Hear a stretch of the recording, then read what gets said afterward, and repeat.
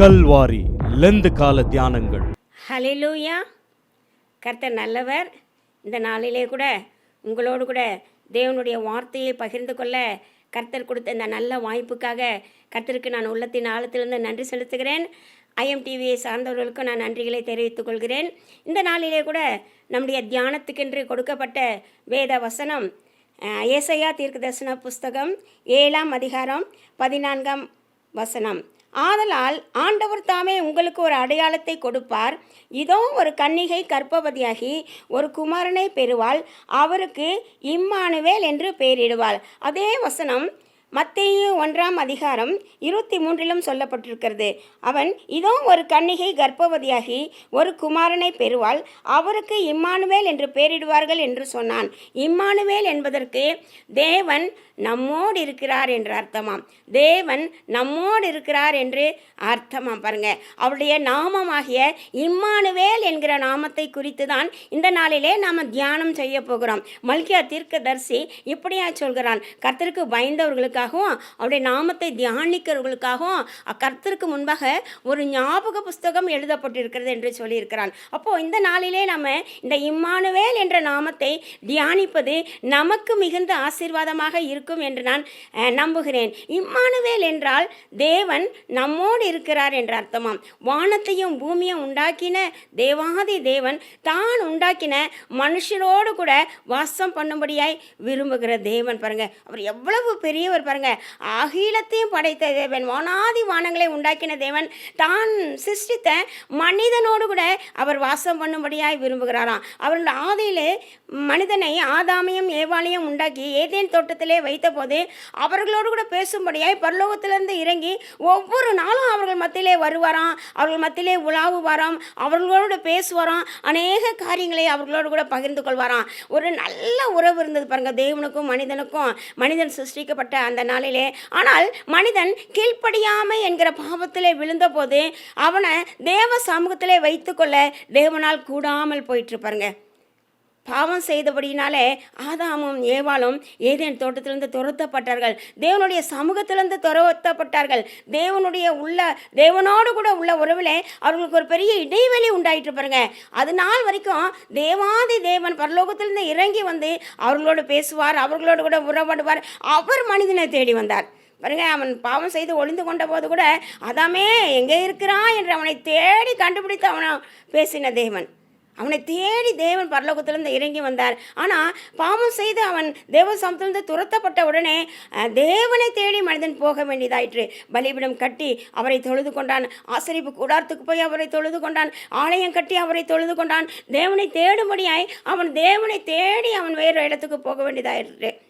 அப்பொழுது தேவன் மனிதனோடு கூட வாசம் பண்ண விரும்புகிற தேவனாக இருந்தபடினாலே இயேசு என்கிற தம்முடைய சொந்த குமாரனை இந்த பூமியிலே ஒரு பாவ நிவாரண பலியாக அனுப்பினார் பாருங்க.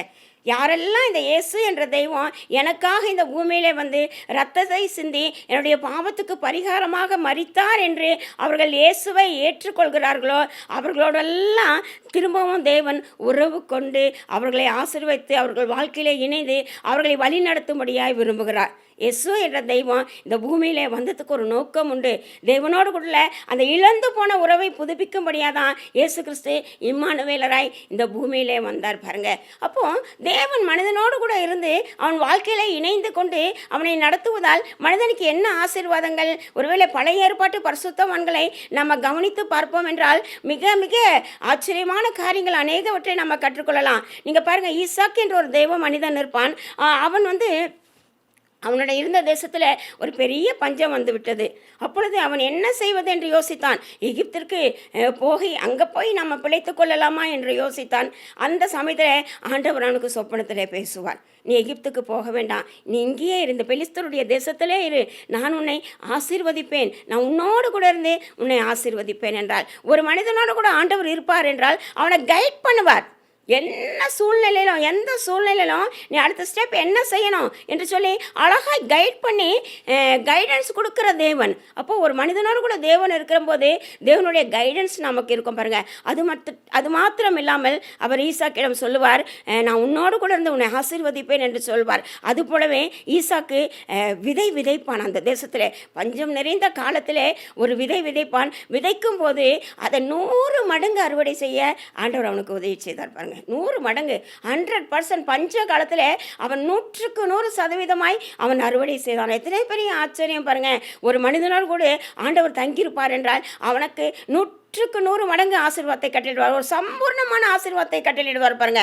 அப்போது இந்த ஈசாக்கின் மேல் எல்லாம் பொறாமை கொள்வார்கள். அந்த பெலிஸ்தருடைய ராஜா பொறாமை கொண்டு இந்த ஈசாக்கை துரத்தி விடுவான் பாருங்க. துரத்தி விட்ட பின்பு அவன் என்ன செய்வான், திரும்பமாய் அவன் சேனாதிபதியெல்லாம் கூட்டிக் கொண்டு வந்து ஈசாக்கோடு கூட சேர்ந்து உடன்படிக்கை பண்ணுவான். எங்களோடு கூட உடன்படிக்கை பண்ணிக்கொள், நாங்கள் உங்களோடு கூட சமாதானமாக இருக்கும்படி விரும்புகிறோம். ஏனென்றால் கர்த்தர் உங்கள் கூட இருக்கிறத பார்த்தோம், கர்த்தர் உன்னோடு கூட இருக்கிறதை பார்த்தோம் என்று சொல்லி ஈசாக்கோடு கூட உடன்படிக்கை பண்ணிக்கொள்வார்கள்.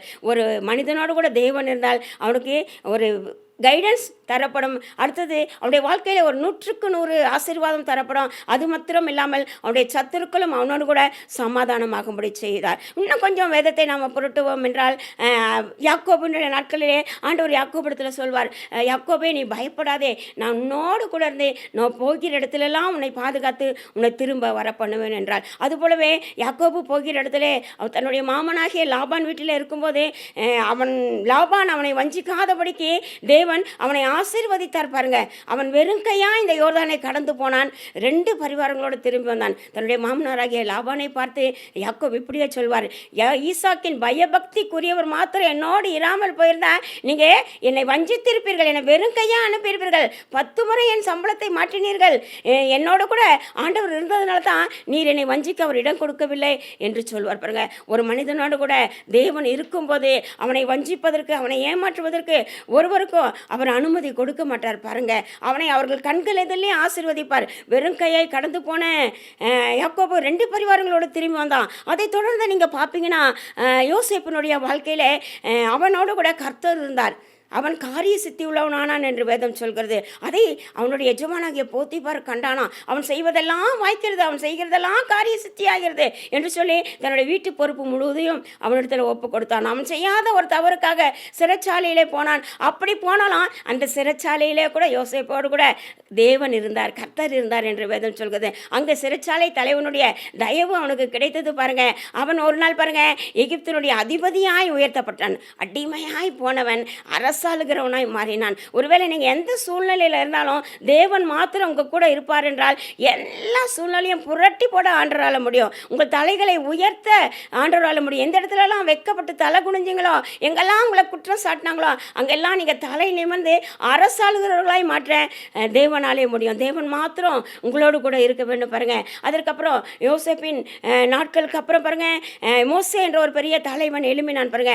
அவர் சொல்வார், ஆண்டவர் நீ வா, நான் உன்னோடு கூட இருப்பேன், நான் உன்னோடு கூட இருந்து நான் செய்யும் காரியம் பயங்கரமாக இருக்கும் என்று சொல்றார். அதுபோலவே அவனை கொண்டு லட்சக்கணக்கான ஜனங்களை வனாந்திர பாதையிலே 40 வருஷம் வழி நடத்த ஆண்டவர் அவனுக்கு உதவி செய்தார் பாருங்க. தேவன் ஒரு மனுஷனோடு கூட இருப்பான், அவனை பெரிய லீடர் ஆக்குவார். அவனை கொண்டு கிரேட் ஒண்டர்ஸ் நடப்பித்தார் பாருங்க. அற்புதங்களும் அடையாளங்களும் எகிப்திலே வாதைகளும் மோசேயை கொண்டு பயங்கரமான காரியங்களை கர்த்தர் நடப்பித்தார் பாருங்க. ஒரு மனிதனோடு கூட தேவன் இருக்கும்போதே அவனை சிறந்து விளங்க செய்வார். அவனை கொண்டு ஒரு பெரிய பெரிய காரியங்களை செய்வார். அடுத்ததாக மோசையின் நாட்களுக்கு அப்புறம் யோசுவா கூட பேசுவார், ஆண்டவரே மோசே கூட நான் இருந்தது போலவே உன்னோடு கூட இருப்பேன் என்று சொல்வார். யோசுவாவும் யுத்தங்களை நடப்பித்தான், ராஜ்யங்களை கட்டினான் பாருங்க. அவன் சூரியனையும் சந்திரனையும் பார்த்து கட்டளை கொடுத்தான். அது இருந்த நிலையில் அப்படியே நின்றது பாருங்க.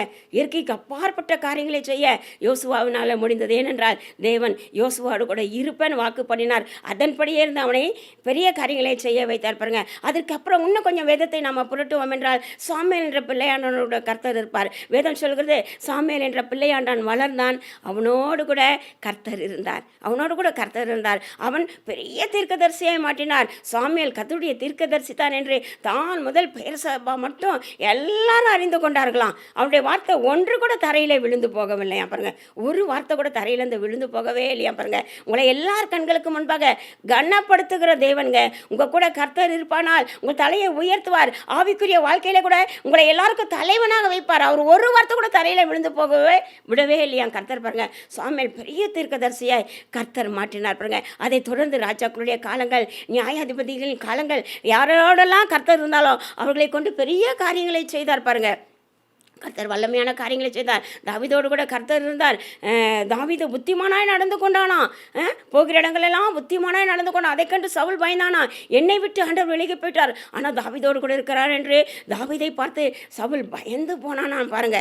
தாவீதை கர்த்தர் பேரை பெருமைப்படுத்தினார், அவனை பெரியவனாக்கினார் பாருங்க. தாவீதோடு கூட கர்த்தர் இருந்தார். அவன் சமஸ்த இஸ்ரவேலையும் அவன் ஆளும்படி செய்தார். அது மாத்திரமில்லை, தாவீதின் பேரோடு கூட தன் பேரை இணைத்துக் கொள்கிறார். தாவீதின் குமாரன் என்று தான் அழைப்பதிலே அவர் ரொம்ப சந்தோஷம் கொண்டார். தான் பிறந்த ஊர் தாவீதின் ஊர் எனப்பட்டது. தாவீதின் சிங்காசனம், தாவீதின் கிளை, தாவீதை தன்னோடு கூட இணைத்துக் கொண்டு தாவீதின் பேரை பெருமைப்படுத்தின தேவனாக இருக்கிறார். ஒரு மனிதனோடு கூட தேவன் இருந்தால் அவனை வாழ்க்கையிலே சிறந்து விளங்கும்படி செய்வார். இந்த வாழ்க்கையில் அவன் மாத்திரமல்ல பாருங்க, யோசேப்பு எகிப்தின் அதிபதியாய் உயர்த்தப்பட்ட போது எல்லாருக்கும் ஜீவரட்சணை செய்தான். தேசம் முழுவதுக்கும் அவன் ஆசீர்வாதமாய் போனான். நமக்கு நாமே ஆசீர்வாதமாய் இல்லை, தேசத்துக்கும் உலகத்துக்கும் நம்மை ஆசீர்வாதமாய் கர்த்தர் மாற்ற விரும்புகிற தேவனாக இருக்கிறார். ஆகவே ஒரு மனிதனோடு கூட கர்த்தர் இருந்து அநேக காரியங்களை நடப்பிக்கிறார். நீங்கள் கேட்கலாம், ஏன் தேவன் இருந்தால் மட்டும்தான் இப்படிப்பட்ட காரியங்களை செய்ய முடியுமா? தேவன் இருந்தால் மட்டும்தான் ஐஸ்வர்யவானாய் மாற முடியுமா? செல்வசீமானாய் மாற முடியுமா? தேவன் இல்லாத உலகத்தில் இருக்கிற அநேக பேர் உண்டு, அவர்களும் ஐஸ்வர்யவான்களாக இருக்கிறார்களே, அவர்களும் பெரிய பெரிய லீடர்ஸ் நிறைய பேர் இருக்கிறாங்களே. தேவனே இல்லை என்று சொல்கிறவர்களும் பெரிய பெரிய லீடர்ஸாக இருந்த தேசத்துக்கு நன்மை செய்திருக்கிறார்களே என்று நீங்கள் கேட்கலாம். இதற்கான பதிலை நான் வேதத்தில் ஒரு சம்பவத்தை சொல்லி நான் விளக்கி தரும்படியாக விரும்புகிறேன். லூக்கா எழுதின சுவிசேஷத்தில் 8ஆம் அதிகாரத்தில் இயேசுநாதருடைய வாழ்க்கையில் நடந்த ஒரு சம்பவம் சொல்லப்பட்டிருக்கு. ஒரு நாள் அவர் தமது சீஷரோடு கூட படவில் ஏறி கடலின் அக்கறைக்கு போவோம் வாருங்கள் என்றார். அப்படியே புறப்பட்டு போனார்கள். படவு ஓடுகையில் அவர் நித்திரையாயிருந்தார். அப்பொழுது கடலிலே சுழல் காற்று உண்டானதினால் அவர்கள் மோசமடையத்தக்கதாய் படவு ஜலத்தினால் நிறைந்தது. அவர்கள் இயேசுவினிடத்தில் வந்து, ஐயரே ஐயரே, மடிந்து போகிறோம் என்று அவரை எழுப்பினார்கள். அவர் எழுந்து காற்றையும் ஜலத்தின் கொந்தளிப்பையும் அதட்டினார். உடனே அவைகள் நின்று போய் அமைதல் உண்டாயிற்று. அவர் அவர்களை நோக்கி, உங்கள் விசுவாசம் எங்கே என்றார். அவர்கள் பயந்து ஆச்சரியப்பட்டு, இவர் யாரோ காற்றுக்கும் ஜலத்துக்கும் கட்டளையிடுகிறார், அவைகளும் இவருக்கு கீழ்ப்படுகிறதே என்று ஒருவரோடு ஒருவர் சொல்லிக் கொண்டார்கள். இப்போ இயேசுநாதர் சீஷர்களை பார்த்து அழைப்பார். அக்கறைக்கு போவோம் வாருங்கள் என்று சொல்லி ஒரு நாள் அவர்களுக்கு அழைப்பு விடுத்து அவர்களோடு கூட படகிலே ஏறி அக்கறைக்கு சென்றார். ஒருவேளை கடற்கரைக்கு போகாதவர்கள் நம்ம யாருமே இருந்திருக்க மாட்டோம். எல்லாருமே கடற்கரையை பார்த்துருப்போம், கடற்கரையில் போய் நின்றுருப்போம், கடலிலே நம்முடைய கால்களை நனைத்திருப்போம் தண்ணீரிலே. ஆனால் இந்த கரையிலே நின்று பார்த்தீர்கள் என்றால் அக்கறை என்று ஒன்று இருந்ததை உங்களால் கண்டுபிடிக்கவே முடியாது. யாருமே இந்த கரையில் நின்று பார்க்கும்போது அக்கறை ஒன்று இருக்கிறது என்று யாருக்குமே கண்டுபிடிக்க முடியாது. ஏன்னா கண்ணு கெட்டிய தூரம் வரைக்கும் தண்ணீரை தான் நம்ம பார்க்க முடியும். ஒருவேளை சிறு பிள்ளைகள் இருப்பார்கள் என்றால், ஒருவேளை ஹை ஆல்டிடியூடில் போனால் நம்ம ஒருவேளை அந்த மறுக்கரையில் வேறொரு தேசம் வேறொரு நாடு இருக்கிறதெல்லாம் நம்ம பார்க்கலாம். ஒருவேளை சிறு பிள்ளைகளுக்கு நீங்கள் சொன்னீங்கன்னா, இந்த கடலுக்கு அப்புறம் ஒரு தேசம் இருக்குது, ஜனங்களெல்லாம் அங்கே வசிக்கிறாங்கன்னா பிள்ளைங்க நம்பவே மாட்டாங்க. கண்ணு கெட்டிய தூரம் வரைக்கும் கடல் தண்ணி தானே தெரிகிறது என்று வியந்து போய் கேட்பார்கள் பாருங்கள். அப்போ இந்த கரையிலிருந்து பார்க்கும்போது அந்த கரை அக்கறைன்னு ஒன்று இருக்கிறது தெரியவே தெரியாது பாருங்கள். அதுபோல தான் மனித வாழ்க்கையிலும் அநேகர் ஏமாந்து போகிறார்கள். இந்த உலகத்து வாழ்க்கையின முடிவில் இன்னொரு உலகம் இருக்குன்பதை அநேகர் மறந்து போகிறார்கள், அநேகர் தெரிந்து கொள்ளாமல் போகிறார்கள். இந்த உலகத்து வாழ்க்கை இதனோடு கூட முடிகிற வாழ்க்கை அல்லங்க. வேதம் நமக்கு திட்டவட்டமாக போதிக்கிறது. இனிவரும் உலகத்தின் பலன்களை ருசிப்பார். எபிரேயர் சொல்கிறான், இனிவரும் உலகம் ஒன்று இருக்கிறது, பரலோக ராஜ்யம் ஒன்று இருக்கிறது. இந்த வாழ்க்கையின் முடிவில் நாம் வேற ஒரு நாட்டுக்கு போகிறோம். நமக்கு முன்பாக எத்தனையோ பேர் மரித்து போனார்கள், கோடான கோடி மனிதர்கள் மரித்து போனார்கள். ஒரு சர்டன் ஏஜ் வரைக்கும் தான் எல்லாரும் வாழ முடிகிறது. ஒரு நாள் மரித்து அவங்க கடந்து போக தான் போகிறார்கள். எங்கே போகிறார்கள்? நீங்கள் யோசித்து பார்த்துருக்கிறீர்களா? இந்த உலகத்துக்கு அப்புறம் இன்னொரு வாழ்க்கை இருக்குதுங்க, அக்கறைன்னு ஒன்று இருக்குதுங்க. அந்த அக்கறையில் ஒரு அழகான தேசம் இருக்குது, ஒரு அழகான ஒரு ராஜ்யம் இருக்கிறது. கண்ணீர் இல்லாத ஒரு நாடு, கவலை இல்லாத ஒரு நாடு, துன்பம் இல்லாத ஒரு நாடு, வியாதி இல்லாத ஒரு நாடு, வறுமை இல்லாத ஒரு நாடு, சண்டை இல்லாத ஒரு நாடு. எவ்வளவு அற்புதமான ஒரு தேசம். அந்த ஒரு தேசம் இருக்குது. அந்த தேசத்துக்கு தான் போவோம் வாருங்கள் என்று கர்த்தர் தேவன் நம்ம எல்லாருக்கும் ஒரு அழைப்பு கொடுக்குறார் பாருங்களேன். அக்கறைன்னு ஒன்று இருக்குது. இந்த உலகத்துக்கு அப்புறம் ஒரு உலகம் இருக்குது. இந்த உலகம் முடிஞ்ச உடனே நம்ம அக்கறைக்கு போகத்தான் வேணும் பாருங்கள். பெந்தகோஸ்து சபையினுடைய மூத்த போதகரான பாஸ்டர் நல்லையா அவர்கள் அடிக்கடியாய் ஒரு காரியத்தை சொல்வார்கள். பன்றி என்ற ஒரு மிருக ஜீவன் உண்டல்லவா, அது என்ன செய்யுமா, அது நாள் முழுதும் என்ன செய்யுமா, கீழேயே பார்த்து கொண்டு நடக்குமா. கீழே என்ன சுத்தம் இருக்குது, என்ன சாப்பிடலாம் என்று பூமியவே பார்த்து பார்த்து நடந்து தெரிந்து கொண்டிருக்கோம். ஆனால் அதுக்கு வானோன்ற ஒன்று அழகான ஒன்று இருக்கிறதே தெரியாதான். ஒரு நாள் அதை கசாப்பு கடையில் வெட்டுமுடையாய் அதை குட்டி கொண்டு போவார்களாம். அப்பொழுது அதை கயிறில் 4 காலையும் கட்டி அந்த கோலில் கட்டி கம்பில் கட்டி அதை தூக்கி கொண்டு போகும்போது அண்ணாந்து பார்த்தா தான் அதுக்கு வானம் ஒன்று இருக்கிறது தெரியுமா. நம்ம தலைக்கு மேலே இவ்வளோ ஒரு அழகான ஒரு வானம் இருக்கா, இது நாள் வரைக்கும் நம்ம இதை கவனிக்கவே இல்லைன்னு சொல்லி அது அப்போ தான் வியந்து போய் நிற்குமா.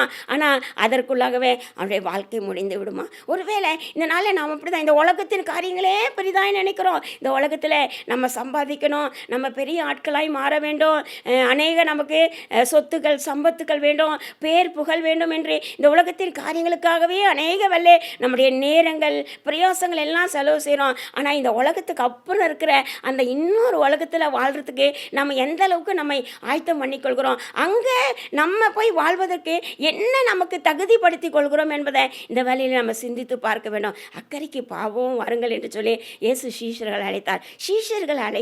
சீஷர்கள் யார் என்று தெரியுமா. அவங்கெல்லாம் கூட ஒரு நாள் அவங்கவுங்க வேலையை பார்த்து கொண்டு ஒரு நாள் இருந்தாங்க. ஆனால் இந்த இயேசுநாதர் அவர்கிட்ட போய் சொன்னார், என் பின்னாடி வாங்க, இந்த உலகம் அழிந்து போகிற உலகம், இந்த உலகத்துக்கு அப்புறம் இன்னொரு உலகம் இருக்குது, அந்த உலகத்தின் காரியங்களை நான் உங்களுக்கு சொல்லித்தரேன், என் பின்னாடி வாங்க, அந்த உலகத்துக்கு ஆட்களை பிடிக்கிறவர்களாய் மனுஷரை பிடிக்கிறவர்களாய் உங்களை மாற்றுவேன், வாருங்கள் என்று அழைப்பு விடுத்தபோது எல்லாவற்றையும் அப்படியே விட்டுவிட்டு இந்த இயேசுநாதர் பின்னாடி வந்தாங்க. அந்த இன்னொரு வரப்போகிற உலகத்தை குறித்து, அந்த நித்திய ராஜ்யத்தை குறித்து அநேக காரியங்கள் இயேசுவிடத்திலிருந்து கற்றுக்கொண்டு அவரோடு கூடவே தங்கியிருந்து தங்கள் வாழ்க்கையை அந்த இயேசுவோடு கூட இணைத்து கொண்டார்கள். அவர்களை பார்த்து தான் இயேசு சொன்னார், வாருங்கள் அக்கறைக்கு போவோம் என்றார்கள். என்னோட வாழ்க்கையில் கூட இயேசுநாதர் என்னை சந்தித்த என ஒரு அனுபவம் உண்டு. சீஷர்களை எப்படியாய் சந்தித்து அவர்களை அழைத்தாரோ, என்னுடைய வாழ்க்கையில் கூட இயேசுநாதர் என்னை ஒரு நாள் சந்தித்தார், என்னை அவருடைய ஊழியத்துக்கென்று அழைத்தார் பாருங்கள். என்னுடைய 13வது வயதில் ஒரு ஊழியக்காரனை எங்கள் வீட்டுக்கு வந்தார். அப்போ ஃபீபா சேஷல்ஸ்ன்ற அந்த ரேடியோ மினிஸ்ட்ரியில் ரேடியோ அங்கிள்ன்ற பகுதியை நடத்தி கொண்டிருந்த அந்த அண்ணன் எங்கள் வீட்டுக்கு வந்தார். அந்த அண்ணன் வந்து என்னை கேட்டார், தங்கச்சி நீ ரட்சிக்கப்பட்டிருக்கியான்னு கேட்டார். அப்போ நான் சொன்னேன், ரட்சிப்பா அப்படின்னு நான் முடிச்சேன். நான் இது சபைகளிலே பிரசங்கிக்கும் போது நான் கேட்டிருக்கேன். நான் சிறு வயதுலேருந்து கிறிஸ்துவ குடும்பத்திலே பிறந்து வளர்ந்ததுனால எனக்கு இயேசுதான் தெய்வன்ற சத்தியம் நல்லா தெரியும். இயேசுதான் மெய்யான தெய்வம், மற்றவர்கள்லாம் மற்ற காரியங்களை குறித்து எனக்கு நன்றாகவே தெரியும். இயேசு மட்டும்தான் ஜீவனுள்ள தேவன் என்பதும் நன்றாக தெரியும். அந்த சத்தியத்தை நன்றாய் உணர்ந்து பிரசங்கமும் பண்ணுவேன் எல்லார் இடத்துல. ஆனால் இயேசுவோடு கூட பர்சனல் ரிலேஷன் எனக்கு இல்லவே இல்லை பாருங்கள். இயேசுவோட அந்த தகப்பன் பிள்ளைன்ற உறவு எனக்கு அந்த நாளில் இல்லவே இல்லை பாருங்கள். அவரை தெய்வமாக நான் ஆராதித்தேன், அவ்வளோதான். அப்போ அவர் என்னை கேட்டால் ரட்சிக்கப்பட்டிருக்கியானா, நான் சொன்னேன் ரட்சிப்பா அப்படின்னு கேட்டேன். ஆமாம் தங்கச்சி, உடைய பாவத்தெல்லாம் அறிக்கை செய்து நீ பாவம் மன்னிப்பு பெற்றிருக்கியா, இயேசுநாதர் ரத்தத்தால் நீ கழுவப்பட்டிருக்கியா என்று கேட்டார். அப்போ நான் சொன்னேன், அண்ணே நான் சின்ன பிள்ளை அண்ணே, நான் என்ன செஞ்சுருப்பேன், சின்னதாக எதுனா போய் சொல்லியிருப்பேன், சின்னதாக எதுனா சண்டை போட்டிருப்பேன், சின்னதாக ஏதாவது திருடி தின்னுருப்பேன். நீங்கள் எப்படி நான் பெரிய பாவம் பண்ணேன்னு சொல்லி என்னை பாவ அறிக்கை செய்ய சொல்கிறீங்க, என்னை பாவம் மன்னிப்பு கேட்க சொல்கிறீங்க, நான் ஒன்றும் பெரிய தப்பெல்லாம் ஒன்றும் பண்ணலை அண்ணே அப்படின்னு. அப்போ அந்த அண்ணன் சொன்னார், தங்கச்சி சரி நான் ஒன்று கேட்குறேன், என்கிட்ட கொடிய விஷம் ஒன்று இருக்குது, சைனைன் விஷம், அதில் நீ ஒரு பால் டம்ளர் எடுத்துகிட்டு வரேன், அந்த பால் அந்த ஒரு துளி விஷத்தை நான் விடுறேன், கொடிய விஷம், அது குடித்தோடனே என்ன ஆகுனா, ஐயோ அந்த சைனன் விஷம் ரொம்ப கொடியதாயிட்டு, அது குடித்தா செத்து தான் போவேன் அப்படின்னு. சரிம்மா ஒரு துளி எதுக்கு, ஒரு பாட்டில் விஷத்தையும் விட்டுறேன். அப்போ என்ன ஆகுனா, அப்போ நான் சொன்னேன், அண்ணா ஒரு துளினா என்ன, ஒரு பாட்டில் விஷம்னா, விஷம் தானே, அது மனிதனை சாகடிக்க வல்லமுடையதாயிட்டுன்னு சொன்னேன். அப்போ சொன்னார், அதே போல தான் தங்கச்சி, பாவம்னா பாவம் தாம்மா, அது உன்னை பரலோக ராஜ்யம் போக விடாதபடிக்கு உன்னை தடுத்து போடும், ஆகவே நீ அறிக்கை செய்து மன்னிப்பு கேட்க வேண்டும் தான் சொன்னார். அன்றைக்கு ராத்திரி நான் தேவனிடத்தில் என்னோட பாவங்களை அறிக்கிட்டேன். ஒரு இருதயத்தில் ஒரு பெரிய சந்தோஷம் உண்டாது பாருங்க. அதற்கு பிறகு தேவனோடு கூட என்னுடைய வாழ்க்கையை கர்த்தரே கூட இருந்து எல்லாவற்றிலும் என்னை கைட் பண்ணி அழகாய் நடத்தினார் பாருங்க. இப்போ சீஷர்களோடு இயேசு போய் கொண்டிருந்த போது படகிலே ஒரு பெரிய சுழல் காற்று உண்டானது. அப்பொழுது அவர்கள் போய் ஐயரே ஐயரே மடிந்து போகிறோம் என்று எழுப்பினார்கள் பாருங்க. அவர் எழுந்து காற்றையும் கடலையும் அதட்டினார் அல்லவா. அது போல தான் என்னுடைய வாழ்க்கையிலும் ஒரு பெரிய சுழல் காற்று உண்டானது பாருங்க. ஒரு நாள் எனக்கு திருமணமாகி ஒரு 10 வருடங்கள் கடந்தது. பிள்ளைகள்லாம் சிறு பிள்ளைகளாக இருந்தாங்க.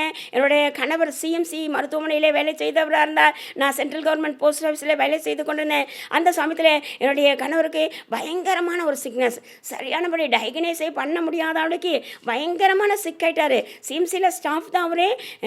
எவ்வளோ ட்ரீட்மெண்ட் கொடுக்குறாங்க, காலையிலையும் சாயந்தரமாக பென்சிலின் மாற்றி மாறி கொடுத்து கொண்டே இருக்கிறார்கள். பயங்கரமான கிரிட்டிக்கல் கண்டிஷனுக்கு போய்விட்டார். கண்டுபிடிக்கவே முடியல என்ன வியாதி என்று. அப்புறம் பாருங்கள், திடீர்னு ஒரு நாள் கண்டுபிடிச்சாங்க. சேச்சுரேஷன் பாயிண்ட் எல்லாம் குறைந்து விட்டது. வேகமாக அவருக்கு எல்லாவற்றிலையும் மானிட்டர் பொருத்தி 100% ஆக்சிஜன் எல்லாம் பொருத்தி வேகமாக ஐசிக்கு வார்டிலேருந்து ஷிஃப்ட் பண்ணுறாங்க. அப்போது ஒரு டாக்டர் என்னை கூப்பிட்டு சொல்கிறார், உங்கள் ஹஸ்பண்ட் வந்து ரொம்ப கிரிட்டிக்கலாக இருக்கிறாருமா, உங்களுக்கு எத்தனை பிள்ளைங்க, உங்கள் ரிலேட்டிவ்க்கெல்லாம் சொல்லிவிடுங்க அப்படின்னு சொல்கிறாரு. இன்னும் ரொம்ப பயந்து போய்விட்டோம். ஆண்டவரே, நாங்கள் இன்னும் ஊழியத்தை ஆரம்பிக்கவே இல்லையே, பகுதி நேரமாக தான் நாங்கள் செய்து கொண்டிருக்கிறோம், உங்களுக்கு முழு நேரமாய் ஊழியம் செய்ய நாங்கள் அர்ப்பணித்திருக்கிறோமே, எங்கள் வாழ்க்கையில் அதற்குள்ளே எங்கள் ஊழியங்களே முடிந்து போய்விடுமோ என்று சொல்லி நாங்கள் கலங்கி போனோம். அப்பொழுது உடனே ஹஸ்பண்ட்டை நான் ஓடினேன். அவர் வேகமாக அவர் ஸ்ட்ரெச்சரில் அவர் ஐசிக்கு வேகமாக ஷிஃப்ட் பண்ணி கொண்டிருக்கிறாங்க. 100% ஆக்சிஜன் வச்சு ப்ரீத் பண்ணவே முடியல. அப்பொழுது வேகமாக என் கணவரிடம் ஓடினேன். நான் கேட்டேன், அதான் நீங்கள் பயப்படுகிறீர்களா என்று நான் கேட்டேன். அப்பொழுது என் கணவர் சொன்னார், கரத்தை உயர்த்தி தூக்கி அழைத்தவர் உண்மை இல்லவர் என்று சொன்னார். அப்போ அந்த அறிக்கையோடு கூட அந்த ஐசியூக்கு கடந்து போனார். அப்போ உள்ளேயும் அவரும் கமிட் பண்ணார், ஜீவனை கொடுத்தீங்கன்னா முழு நேரமாக வந்து உங்களுக்கு ஊழியம் செய்வோம் என்று சொன்னார். நானும் வெளியில இருந்து நாங்களும் எங்களோட கூட எங்கள் சபையின் சகோதரிகள் எங்கள் உறவினர்கள் எல்லாரும் சேர்ந்து நாங்கள் ஜெபம் பண்ணி கொண்டோம். ஐசியூ வாசலிலே உட்கார்ந்து பாருங்கள். அப்பொழுது நான் ரெகுலர் டெய்லி படிக்கிற ரெகுலர் போர்ஷன் பைபிள் போர்ஷன் படிக்கும்போது அவர்கள் உடனே வலைகளை விட்டு அவர்களுக்கு பின் சென்றார்கள்ன்ற வார்த்தையை நான் படித்தேன். ஆனால் அந்த ராத்திரி வேளையில் அதை நான் படித்து கொண்டிருக்கிறேன். நான் அந்த வலைகளை விட்டுன்றதே படிக்க முடியல எனக்கு. உடனே அவர்கள் தங்கள் வேலைகளை விட்டு அவருக்கு பின் சென்றார்கள். திருப்பி படி, எனக்கு நன்றாக தெரியும் இந்த இடத்துல வலைகளை விட்டு தானே இருக்கும். ஆனால் நான் படிக்கிறேன் வேலைகளை விட்டு தான் என் கண்ணிலே படுகிறது. அப்போது நான் தெரிந்து கொண்டேன், கர்த்தர் நம்ம வேலைகளை விட்டு அவருக்காய் ஊழியம் செய்ய அழைக்கிறார் என்று நான் தெரிந்து கொண்டேன். உடனே நான் அர்ப்பணித்தேன். ஐசியூலேருந்து என்னுடைய கணவரும் அர்ப்பணித்தார் பாருங்க. அப்போ 2 பேருமாய் எங்களுடைய வேலைகளை விட்டு இந்த நாளிலே பொய்கின்ற பகுதியில் கர்த்தருக்காக நாங்கள் ஊழியம் செய்து கொண்டிருக்கிறோம். 9 பேரை வைத்து ஒரு சிறு சபையை ஆரம்பிக்க எங்களுடைய பாஸ்டர் மோசஸ் எங்களை அனுப்பினார். அதை கொண்டு கர்த்தர் நாங்கள் உண்மை உத்தமமாய் ஊழியம் செய்த போது இன்றைக்கு திரளான ஆத்துமாக்களை எங்கள் கையில் கொடுத்து ஒரு மகத்தான ஊழியத்தை எங்கள் கையில் கொடுத்திருக்கிறார். சுழல் காற்று உண்டாகி படகு மோசமடையத்தக்கதாய் ஜலத்தினால் படகு நிறைந்தது போல எங்கள் வாழ்க்கையில் ஒரு பெரிய புயல் வந்தது. ஆனால் இயேசுநாதரை போய் நாங்கள் எழுப்பணும், ஆண்டவரே எங்களை ரட்சிங்க, எங்களுக்கு உதவி செய்யுங்கன்னு கேட்டோம். எங்களுக்கு கர்த்தர் வாழ்வழித்து ஜீவன் தந்து இந்த நாளில் அவருடைய ஊழியத்தை செய்ய எங்களை பயன்படுத்தி கொண்டிருக்கிறார். ஒருவேளை என்னை கேட்டுக்கொண்டிருக்கிற அன்பான சகோதர சகோதரிகளே, ஒருவேளை உங்கள் வாழ்க்கையில் கூட இயேசுநாதரை உங்கள் கூட வைத்து கொண்டீர்கள் என்றால் உங்கள் வாழ்க்கையில் அநேக கஷ்டங்கள் வரலாம், போராட்டங்கள் வரலாம், நீங்கள் கவிழ்ந்து போவது போன்ற ஒரு சூழ்நிலை வரலாம். ஐயோ நம்ம வாழ்க்கை முடிந்து போயிட்டோம் என்று நீங்கள் நினைக்கலாம். அக்கறைன்னு ஒன்று இருக்குது. அக்கறைக்கு போவோம் வாருங்கள் என்று அழைத்த தேவன் நிச்சயமாகவே உங்களை நடத்தி சொல்வார். ஒருவேளை இந்த உலகத்து வாழ்க்கையே நம்ம பிரதானம் நினைக்கக்கூடாதுங்க. ஐஸ்வர்யன் ஒருத்தன் இருந்தான், அவன் இந்த ஒரு உலகத்து வாழ்க்கையே பிரதானமாக நினைத்து சம்பரமாய் சாப்பிட்டு திருப்தியாய் வாழ்ந்தான். ஆனால் இந்த உலகத்து வாழ்க்கை முடியேறும் போது ஒரு நாள் அவன் அழுதான். அவன் அக்கினியிலே கடந்து அவனை வேதனைப்பட்டு ஆபிரகாமை நோக்கி கூப்பிடுவான், ஐயோ என் 5 சகோதரர்கள் அழிகிறார்களே, இந்த மாதிரி ஒரு இடம் இருக்குது, இங்கே வரவேணான்னு சொல்லுங்க அப்படின்னு சொல்லுவான். ஆனால் அக்கறைன்னு ஒன்று இருக்குன்னு நம்பி வாழ்ந்த ஒரு ஏழை லாசரு ஆபிரகாமுடைய மடியில் இருப்பான் பாருங்க. அக்கறைன்னு ஒன்று இருக்குன்ற ஒரு அந்த நினைப்பே இல்லாமல் உலகத்துக்காக வாழ்ந்து கொண்டு இருப்போமானால் எங்கே போவோன்னே தெரியாதுங்க. ஆனால் இயேசு உங்க கூட வைத்துக்கொள்ளுங்க. இயேசுநாதர் உங்களை அழகாய் நடத்தி அக்கறையில் கொண்டு போய் சேர்ப்பார். அது இயேசுராஜா ஆளுகிற ஒரு தேசம், இயேசுராஜா அரசாளுகிற ஒரு நாடு, அங்கு ஒரு ஆனந்தமான ஒரு நாடுங்க.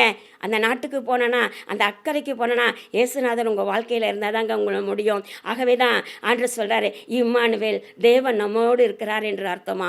ஆகவே இந்த இம்மானுவேல் என்ற நாமமுடைய தேவன் நம்முடைய வாழ்க்கையிலே கூட இருந்து நம்முடைய வாழ்க்கையில் படக அவர் ஓட்டி நமக்காக வருகிற எல்லா சுழல் காற்றையும் அடக்கி நம்மை அழகாய் வாழ வைப்பாருங்க. நம்ம வாழ்க்கையில் உயர்த்துவாருங்க. நம்ம அநேகருக்கு நம்மை ஆசீர்வாதமாக வைப்பாருங்க. இதனால் எனக்கும் கூட அப்படிப்பட்ட ஒரு வாழ்க்கையை தாங்காண்டவரேன்னு அர்ப்பணித்து நம்ம ஒப்பு கொடுக்கலாமா?